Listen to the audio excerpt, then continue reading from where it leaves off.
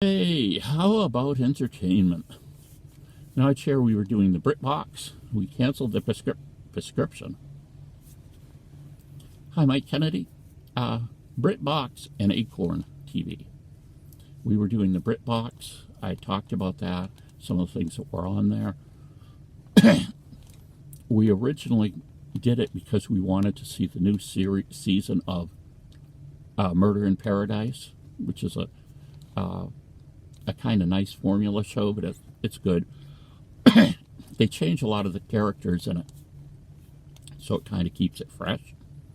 So we got it, and then we found all these other nice shows we liked, but we kind of got to the end of things that we wanted to watch because it's got limited content. So, excuse me, we decided to go over to Acorn TV because Acorn TV, what have they got? They've got the complete series called Murdoch. If you're not familiar with that, that's about this detective in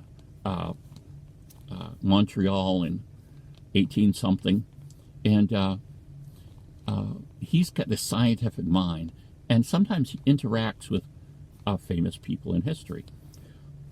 Like in this first show, Telsa is on, Nicole Telsa, and there's this conflict between direct current and alternating current to power cities. And so that's the backdrop. He brings in this character, and they even invent a radio, and Telsa says he's got more important things to do right now, so he's going to put this on a back burner. And of course, he didn't invent the radio, but it's kind of, every once in a while they'll have this item, and they'll say, no, this isn't going anywhere. And you realize that it's a really, really big deal. Like one of the shows, this was kind of humorous. And the plots are pretty good. You got Murdoch, you got his his assistant, and you have the love affair with the coroner. And so that's kind of nice. I think there's are they 8 seasons or more of it? But another one, it was kind of funny. They had to know what someone looked like. And the only pictures of him were in Europe. So Murdoch gets this idea that he's going to make a big poster, and they're going to square it off into squares, and they're going to communicate to them. This is probably all being done by Morse code. They're going to communicate to them how dark each block should be. And sure enough, he puts it all together, and what he's created is a digital image of the guy, and then he's able to solve the crime. So they do some funny things like that. But the show itself is kind of nice. So anyway, Acorn TV appears to have a lot more content than BritBox. There is some overlapping content I notice in that are on both services, but it seems like there's a lot of stuff that is just on BritBox, and there's way more stuff that's just on Acorn TV. And Acorn TV, while I'm not comparing it to Netflix or something like that, has a lot of content. So there's probably a lot of things that you would enjoy seeing. And again, we basically boil down to it being, this, I think it's $6.99 a month.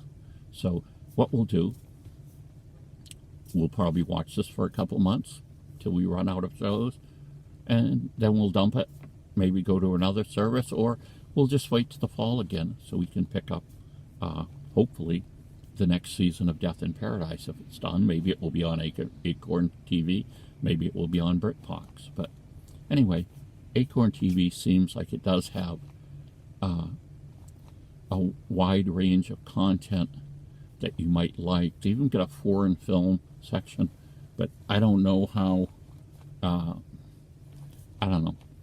You got to be in the mood to do a movie with subtitles. That's all I can say.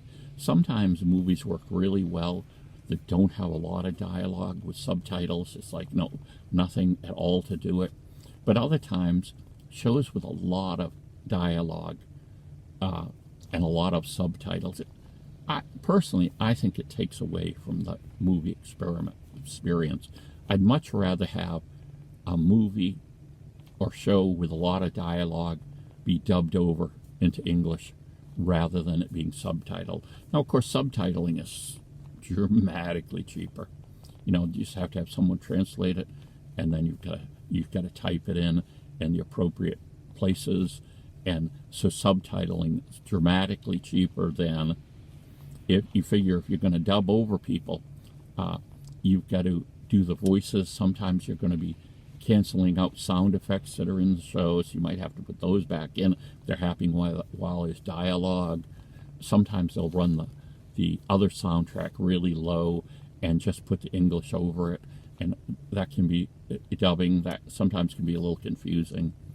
And but anyway, they have most of it is English content, and it looks like we're going to enjoy it. So let me know, especially if you like this the series Murdoch. And like I say, I think they've got from the pilot all the way down to the current season, and as far as I can see, that's the only way we can watch it in the United States.